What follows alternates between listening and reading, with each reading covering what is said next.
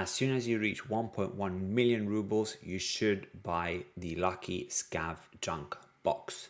This is certainly a must-have if you have the standard edition like I have. Let's take a closer look at what this actually is and what you can and what you can't put in it. So the lucky Scav Junk Box occupies a 4x4 grid space, so it occupies 16 squares, and if you click on it you can see that it has a massive amount of space, a 14x14 grid and a massive 196 squares. As you can see, I've started filling it in with exactly that, junk. So a lot of construction material and materials that you can use in the hideout can actually fit in this junk box. Let's talk about a few things that you can't put in. For example, you can't put any shotguns, you can't put anything like medikits or S-marks or anything like that. You can't put ammo inside. Food, you can't put inside. So this is mainly for all of those items, for example, bolts or this keg.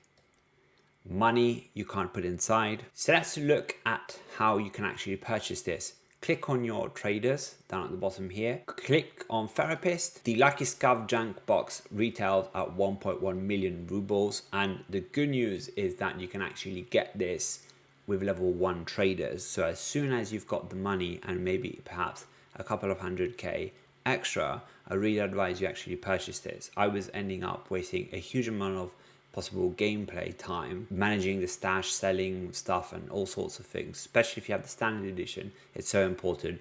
First of all, it means that you can keep more of your loot, and I'm going to explain why that's important. The second thing that I think is super important is just saving time. There are two reasons why you might need these items, either quests or the hideout. If you're new to Tarkov and you don't know what the hideout is, you can click over here close to the main menu, and it's a place that you can actually explore and build different components. But if you click, for example, on vents and click on level 2, you can see that the components that you actually need.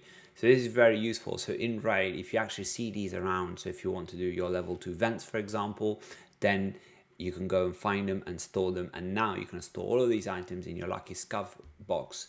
And then that will enable you to have a lot of ammos and guns and everything necessary, like body armor and helmets for the in-raid action. First of all, I want to thank all of you that have subscribed to the Brigata Tarkov.